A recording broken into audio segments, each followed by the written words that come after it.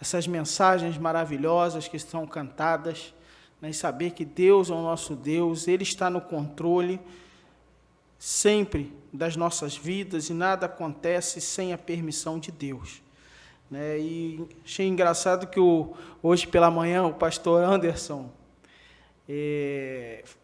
esteve pregando, né, e ele falou que ele tinha preparado uma coisa para falar para os irmãos, mas Deus mudou a mensagem para entregar outra, completamente diferente, e foi a mensagem que nós estávamos precisando ouvir. Né? E agora, pela noite, né, eu havia preparado uma mensagem, mas também eu não estava me sentindo confortável com essa mensagem. Deus falou ao meu coração através dos hinos que foram cantados, e o pendrive que eu trouxe deu nega. Né? Então, foi mais uma confirmação de que não era para pregar aquilo que eu estava preparado, mas e sim o que Deus acabou de colocar no meu coração com tudo aquilo que foi cantado.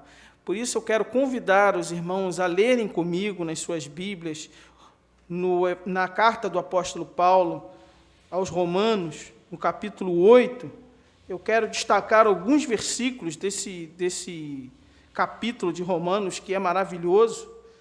Né?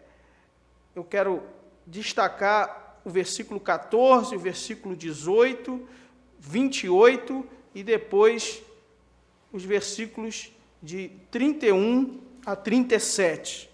Então, Romanos 8, 14 fala que todos os que são guiados pelo Espírito de Deus, esses são filhos de Deus. No versículo 18 ele diz: porque para mim tenho por certo que as aflições deste tempo presente não são para se comparar com a glória que em nós há de ser revelada. Versículo 28, e sabemos que todas as coisas contribuem juntamente para o bem daqueles que amam a Deus, daqueles que são chamados segundo o seu propósito. Romanos 8, 31 diz que tiremos, pois, a estas coisas, se Deus é por nós, quem será contra nós? Aquele que nem mesmo a seu próprio filho poupou, antes o entregou por todos nós, como não nos dará também com ele todas as coisas? Quem tentará acusação contra os escolhidos de Deus? É Deus quem os justifica. Quem é que condena? Pois é Cristo quem morreu, ou antes quem ressuscitou dentre os mortos, o qual está à direita de Deus e também intercede por nós. Quem nos separará do amor de Cristo? A tribulação, ou a angústia, ou a perseguição, ou a fome, ou a nudez, ou o perigo, ou a espada? Como está escrito, por amor de ti somos entregues à morte todo dia, somos reputados como ovelhas para o matadouro. Mas em todas estas coisas somos mais do que vencedores por aquele que nos amou. Amém. Deus assim fale aos nossos corações através da leitura desse texto maravilhoso. Realmente, a nossa vida, a nossa caminhada terrena é uma história de muita luta, de muitos problemas. Alguns têm a ilusão, né, de que uma vez entregando a sua vida para Jesus, todos os seus problemas acabaram. E não, né, muito pelo contrário. Se por um lado Deus nos livra dos nossos pecados, nos perdoa, nos coloca em comunhão com Ele, aí é que os problemas de fato começam, porque a nossa postura, ao aceitar o desafio de ser guiado pelo Espírito do Senhor, de não andar por vista, mas andar pelo Espírito Santo do Senhor, aí que as lutas de fato começam. Porque se uma vida muito fácil, muito tranquila, muitas das vezes nos levaria completamente para longe do Senhor. Mas Deus usa os problemas e as dificuldades para mostrar o quanto carentes nós somos, o quanto dependentes nós somos do poder de Deus nas nossas vidas. Então não há dúvida, não resta dúvida de que a nossa caminhada com Cristo é uma caminhada de lutas. Lutas contra os nossos próprios erros, contra as nossas próprias falhas, luta contra os nossos próprios pecados, com o nosso homem velho, que foi crucificado com Cristo na cruz do Calvário, com as nossas manias, com o mundo querendo nos seduzir e fazermos nós olharmos apenas para aquilo que está diante dos nossos olhos, quando o próprio Paulo fala que nós devemos olhar para as coisas que não se veem, porque as que se veem são passageiras, mas as que não se veem são eternas. E lembro aqui do pastor Anderson hoje pela manhã, falando da questão, né, de a pessoa ficar tão ligada nas coisas do mundo, né, e esquecer de ser grato a Deus pelas coisas que Deus tem dado. Né? E nós precisamos, no nosso dia a dia, lembrar de quantas bênçãos Deus tem derramado sobre as nossas vidas. Mas o inimigo tem sido o maior ladrão de alegria dos crentes, ao fazer os crentes focarem justamente naquilo que eles não possuem, naquilo que eles não têm. Eu me lembro do rei Acabe, que numa análise benigna de Acabe, ele não era tão mau, ele era alguém supostamente até sincero, né, com uma certa dose do temor do Senhor, uma certa dose do temor do Senhor. Mas o problema é que ele deixava-se levar pela sua esposa, chamada Jezabel, e fazer um monte de coisas que não prestavam. Né? E um dia ele chegou em casa triste, choroso, porque ele queria muito uma vinha, e a vinha era de Nabote. Né? E ele ofereceu comprar a vinha, e ele não quis vender, o dono da vinha não quis vender. E ele ficou triste, que ele queria porque queria aquela vinha. E diz que ele não queria mais comer, porque não tinha tal da vinha. Parecia uma criança mimada. Né? E quantas das vezes nós, crentes, somos como Acabe, nos comportamos, né, como querendo bater o pé diante de Deus, queremos isso ou queremos aquilo. E isso nos rouba a nossa alegria, isso nos rouba a nossa comunhão com Deus. E por causa que ele queria tanto aquela vinha, Jezabel tomou o controle, fez, né, ser condenado injustamente o dono da vinha, para que Acabe tomasse posse. E por causa dele tomar posse daquela vinha que não era dele, que não pertencia, né, ele recebeu a sentença de que ali, naquele mesmo lugar onde ele havia tomado a vinha, o sangue de Jezabel seria devorado. Né, e aquela profecia de Elias se cumpriu ao pé da letra. Meus irmãos, não podemos focar naquilo que não temos, mas sim naquilo que Deus tem nos dado. E mais do que isso, sabermos que as aflições desse tempo presente, elas não têm qualquer comparação com a glória que em nós há de ser revelada. Se nós olharmos o tempo da nossa vida, ele é muito breve. Né? Temos aí alguns irmãos que estão candidatos, a irmã Shirley, né, o pastor Raimundo, candidatos a chegar aos 100 anos. Mas 100 anos, 110, 120, isso não é nada diante da eternidade ao lado do Senhor. E eu me lembro de Faraó ao perguntar a Jacó quantos anos Jacó tinha. E ele falou, olha, os anos da minha peregrinação são de 130 anos, na época que ele viu a face de Faraó, e poucos e maus foram os anos, e não se compara com as peregrinações dos meus pais. Jacó ali tinha a absoluta certeza de que, se ele olhasse e fizesse um retrospecto da sua vida, só havia coisas ruins, né? Quando ele tentou enganar o seu próprio pai, quando ele enganou o seu irmão, quando ele foi enganado pelos seus próprios filhos, que José havia morrido, né? E ele sabia que os seus anos eram maus. Né? E quando nós olhamos para trás e vemos os anos da nossa vida, e sabemos quantas lutas e quantas dificuldades nós já passamos, mas essas lutas, elas são muito poucas, elas são muito pequenas, comparado com a glória que está preparada no céu para cada um de nós. Então, nós não podemos esquecer disso, saber que nós estamos aqui de passagem. Né? Eu me lembro do irmão Anderson, no domingo passado, né, falando do céu. É lógico, irmãos, que a gente não pode esquecer das coisas que Deus nos coloca em frente para tratar aqui na terra, de sermos bons mordomos dos nossos recursos, da saúde que Deus nos dá, enquanto aqui na terra permanecermos. Mas ninguém vai ficar para semente, né? Se Cristo não voltar antes, creio eu que daqui a 100 ou 200 anos, se Cristo não houver voltado, haverão outros irmãos fazendo a sua obra aqui na Urca, e talvez pouca ou nenhuma lembrança haverá de nós, né? Nossa vida terá passado. É até um exercício estranho que de vez em quando eu faço, né? Eu pergunto para as pessoas, quem é que lembra o nome do avô do seu avô, né? Ou o seu tataravô, ou o seu...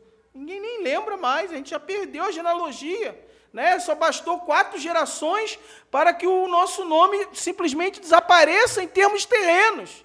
Mas o mais importante não é estar com o nome em uma lápide aqui na terra. O mais importante é estarmos com os nossos nomes escritos no livro da vida, nos céus.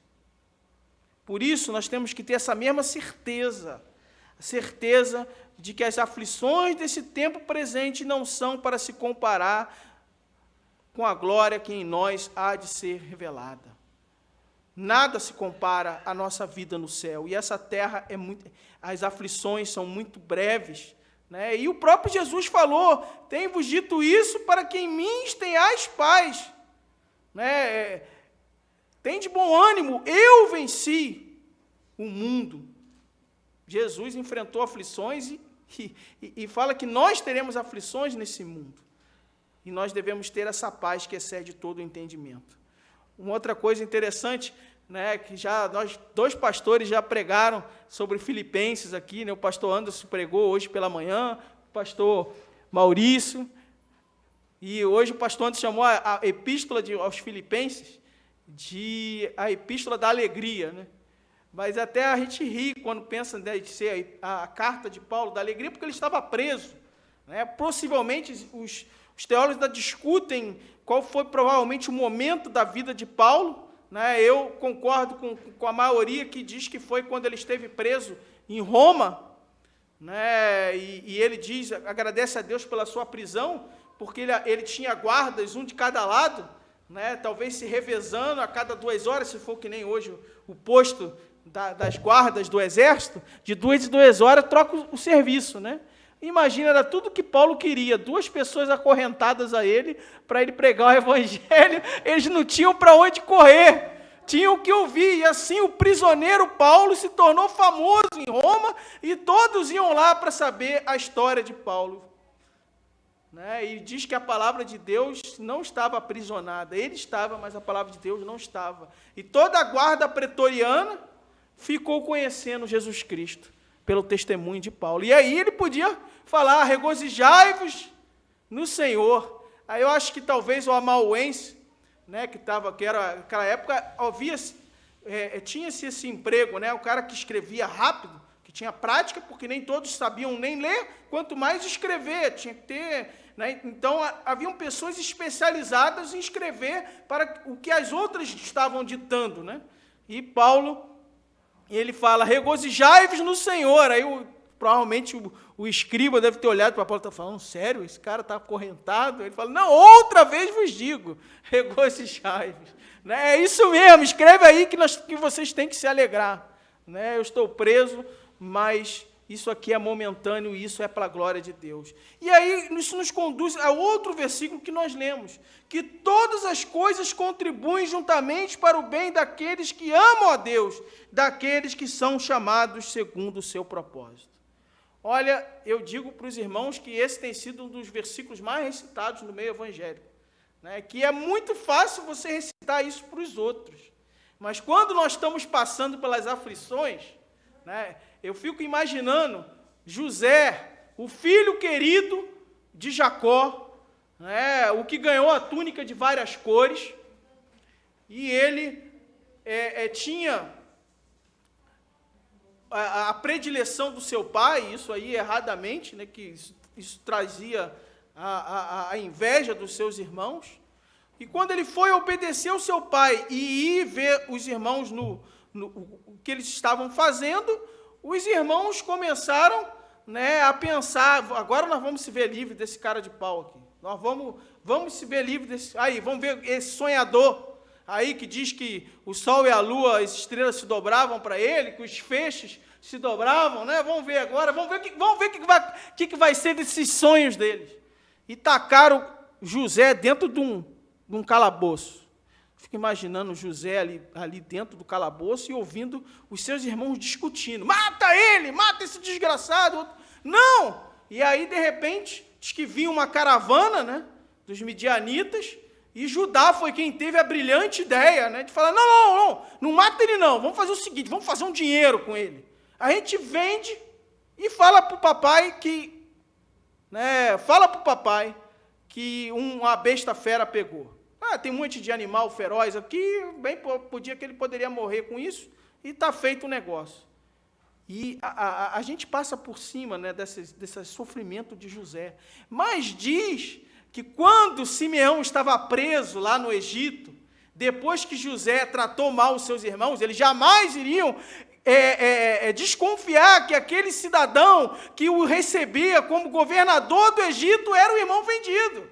Né? E ele pegou e prendeu os irmãos. Depois ele pensou, bem, vamos fazer o seguinte, vamos ver se eles mudaram, né, e deixa um preso.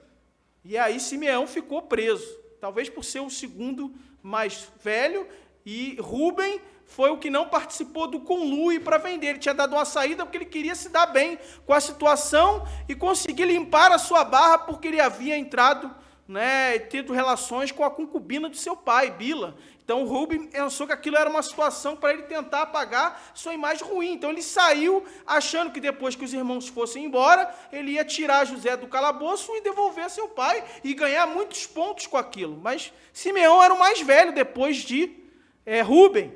Né? Então, Simeão ficou preso. E os seus irmãos discutiam e falavam, olha, o nosso pecado nos alcançou, porque vocês viram a angústia dele quando ele rogava, implorava para a gente não vendê-lo.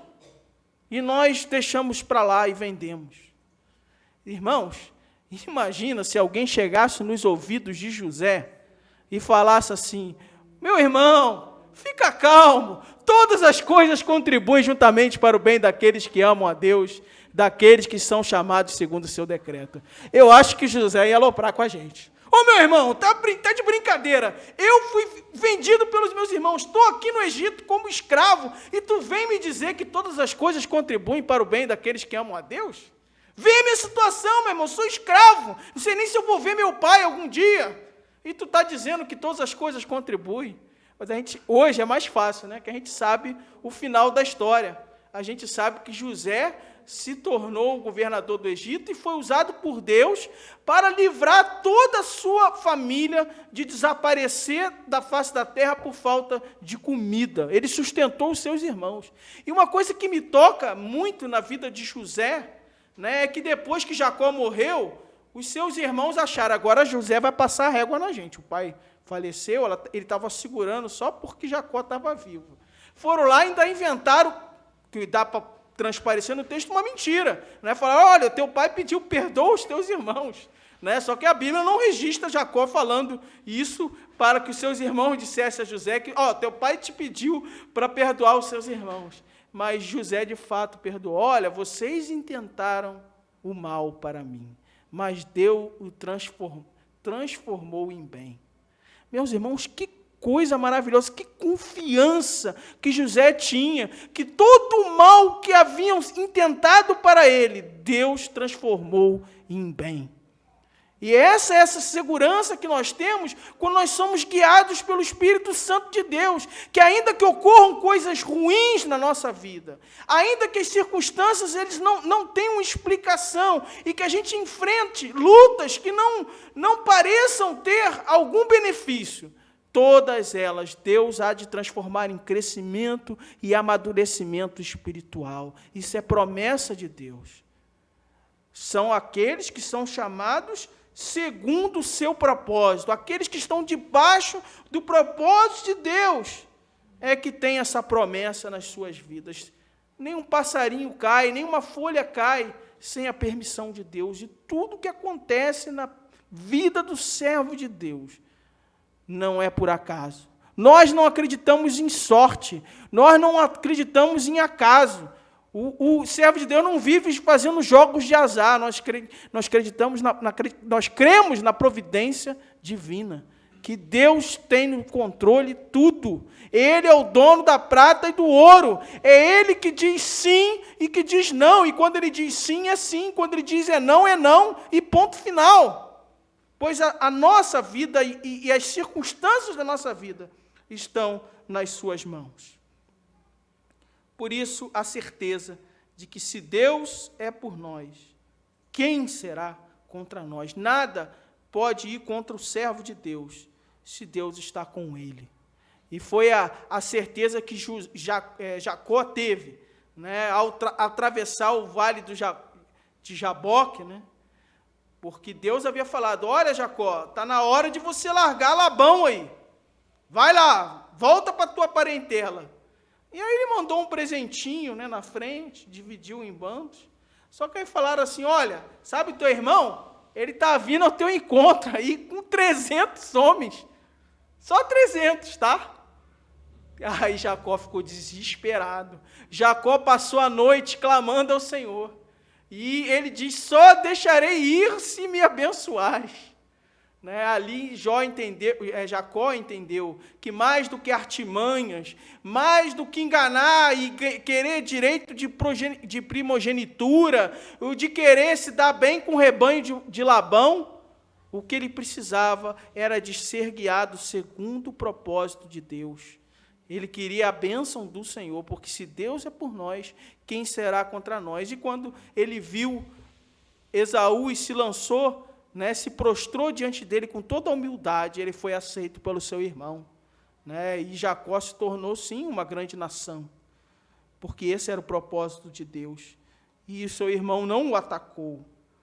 Deus é aquele que cuida de nós. Deus nem mesmo seu próprio filho poupou, antes o entregou por todos nós.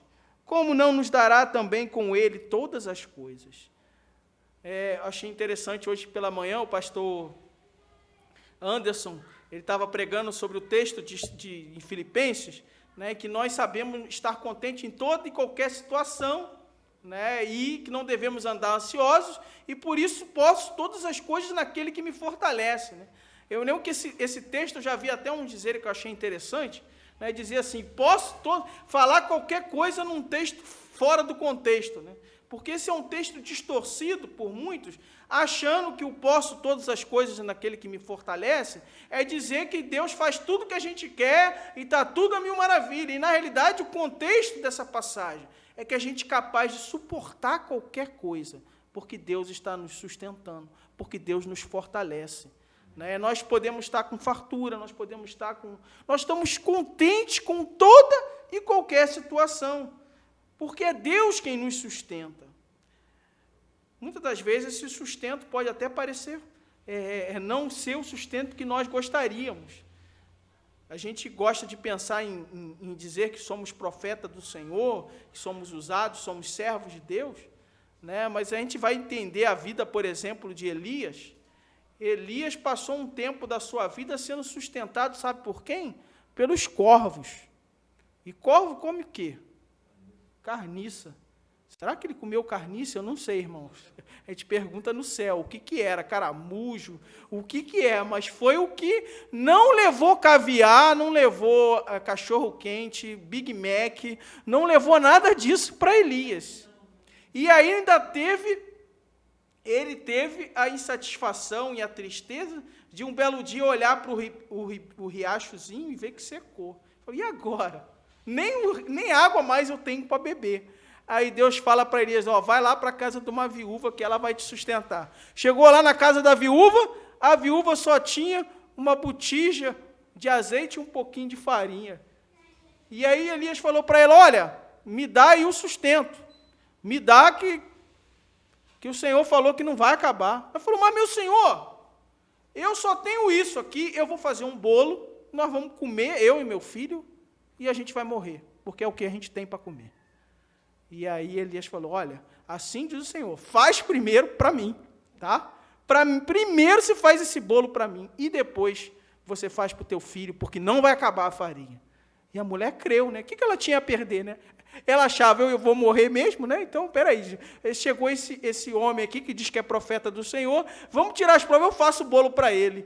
E eles comeram, devem ter comido bolo durante muito tempo, né? Não sei se era tão gostoso quanto os bolos que a minha esposa faz, né? Mas bolo todo dia não é lá nenhum, né? Nenhum caviar, não é nada, mas foi o que eles tinham para comer, mas não acabou a comida. Às vezes, nós queremos dizer como que Deus tem que nos sustentar. Às vezes, nós queremos dizer como que Deus deve fazer. E esquecemos que é Deus quem decide. Ele nos sustenta. É Ele quem vai dar a provisão dele no momento certo. Se vai ser comida farta ou comida no dedal, né, aos poucos, mas Ele disse que nos sustenta. Né? E se Deus é por nós, quem será contra nós? Porque Ele já deu prova disso, do seu amor, de dar o seu próprio Filho, entregando por todos nós, como não nos dará também com Ele todas as coisas? E aí vem a promessa maior, né, que ninguém será capaz de intentar acusação contra os escolhidos de Deus. Porque nós não somos os bons, não. Podem nos acusar, sim, de muitos erros, porque nós somos falhos, somos pecadores. Mas nós não entramos no céu pelos nossos próprios méritos. Nós entramos pela graça do Senhor Jesus. E é Deus quem nos justifica. Quem é que condena? É Cristo quem morreu, ou antes quem ressuscitou dentre os mortos, o qual está à direita de Deus e também intercede por nós. E quando eu leio esse texto aqui, eu me lembro daquela assembleia dos filhos de Deus nos céus, os anjos com Deus, né? E Deus falando para o diabo, né? Que o diabo chegou, de onde você vem? De rodear a terra e passear por ela. Né? E Deus fala, olha, viste meu servo Jó, que é um servo leal, íntegro, fiel, né? E o diabo acusa a Jó. Teme, porventura, Jó a Deus. Nas versões antigas falava debalde, né? Se for uma palavra que eu falei, poxa, mas ele teme a Deus com balde na mão, né? Eu fui ver, debalde quer dizer em vão, né? Ver como é que a Bíblia, o estudo da Bíblia nos ensina vocabulários antigos, né? E Deus, ele acusava Jó que Jó servia a Deus por interesse, e que se Deus tirasse os seus bens, e depois, na segunda aprovação, a sua saúde, Jó iria refugar na sua fé com Deus. E Deus, que não entra para perder, né, conhecia o coração de Jó e sabia que ele era sincero. E, meu amigo, meu irmão, nós não adoramos a Deus pelas bênçãos que Deus nos dá. Nós adoramos a Deus pelo Deus que Ele é, pelos seus atributos, porque só Ele é merecedor do nosso louvor e da nossa glória.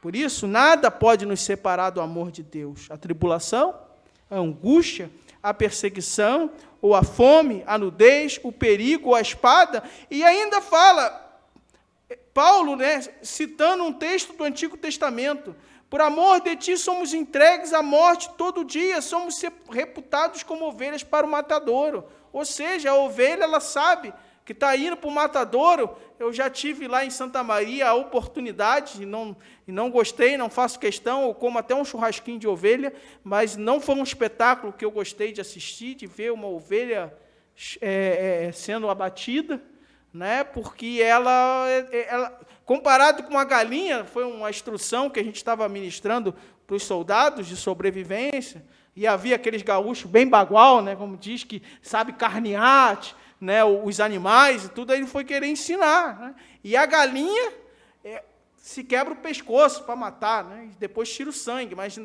na hora que quebrou o pescoço da galinha, ela até acabar as suas últimas forças, ela se debateu, ela lutou contra aquilo. Mas a ovelha não. A ovelha ela não esboçou reação nenhuma. Quando ela viu a faca e ela morreu, os seus olhos se encheram de lágrima.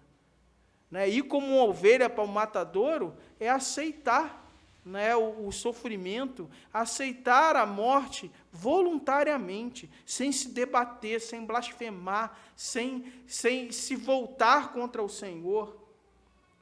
Por isso, somos entregues à morte todo dia, estarmos dispostos a cumprir o propósito de Deus aqui na terra. Se for vida, vida. Se for morte, né, que seja a morte no Senhor. Tem gente que acha que o crente não pode ficar doente, tem gente que acha que o crente não vai morrer. É por isso que nessa vida cristã de muitos aí, está todo mundo vivo ainda. O Abraão, o Isaac, está todo mundo vivo, porque eles não morreram, né?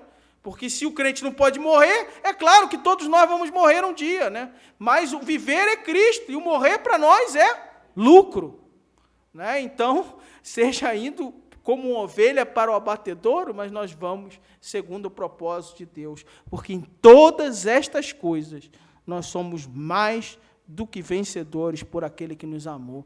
E eu acho que Paulo, quando estava falando aqui em ser mais do que vencedores, ele se lembrava dos Jogos Olímpicos, que já eram famosos, né, desde a época da Grécia Antiga e no tempo de Roma também, que as pessoas brigavam, né, para ganhar uma coroa, né, de louros, né, que essa coroa tinha uma validade até a próxima Olimpíada, né, e aquele material ele se deteriorava. Né, por isso que em outra passagem Paulo fala de uma coroa incorruptível, é que espera nós, a cada um de nós no céu, que a nossa vitória é muito maior do que a vitória humana, porque a vitória humana, ela é passageira, ela é fraca, ela é efêmera. Né? Até o ano passado, o Flamengo era o campeão, né, do campeonato brasileiro e tudo, e eu fico até com pena do pessoal que leva muito futebol a sério, no meu trabalho, quantas energias se perdem, e discutindo, e brigando pelo time, né? E aí, chega o outro dia, um dia o time ganha, outro dia perde, né? E não tem como, o único time que vence sempre é o time do Senhor, porque nós somos mais do que vencedores. A gente está no jogo, mas a gente já sabe o final do jogo. A gente já sabe o resultado. Saber que somos mais do que vencedores. Por isso, nada melhor do que levantar a nossa cabeça, de entregar a nossa vida a Jesus, de deixar-nos ser guiados pelo propósito de Deus, sabendo que Ele nos salva, Ele nos lava e redime de todo o pecado. Né? Se nós confessarmos os nossos pecados, Ele é fiel e justo para nos perdoar os pecados e nos purificar de toda a injustiça. Que esse mundo passa, mas as palavras do Senhor não passam. Né? Que o mais importante do que ter o nome aqui na terra, né, que as pessoas irão esquecer em breve, né, se Cristo não voltar, já nem saberão que existiu alguém chamado Enio Corrêa de Souza. Né? Nem sei se vai ter uma lápide em algum lugar com o meu nome.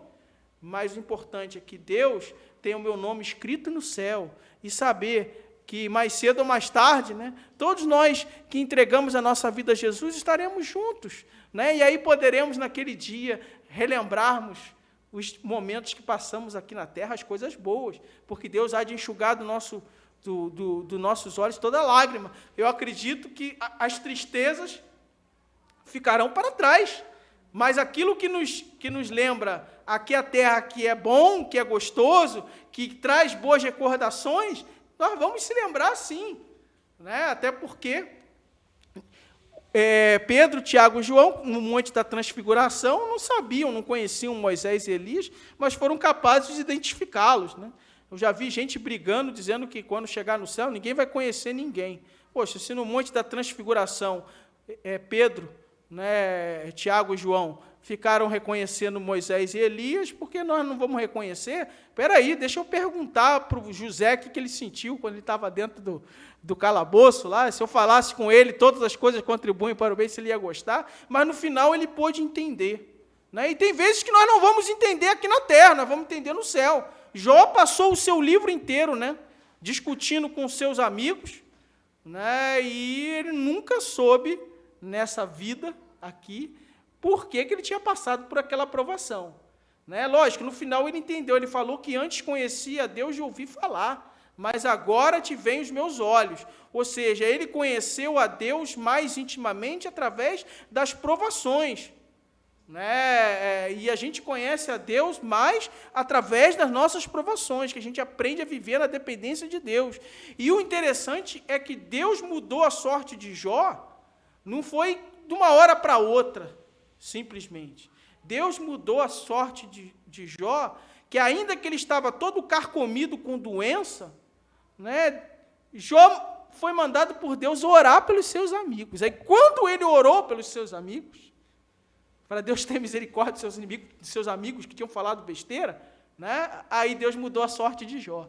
Gente, Jó teve uma coragem danada. Ele mesmo em situação precária ali, ele foi capaz de ser usado por Deus. E olha, não importa quão precária seja a tua situação, não importa o quanto você se sinta abalado, sofrido, angustiado, Deus ainda quer te usar e quer mudar a tua sorte quando você ora e testemunha para os seus amigos, para aqueles que estão à sua volta, sabendo que a vitória é nossa, porque em Cristo nós somos mais do que vencedores. Que Deus assim possa nos abençoar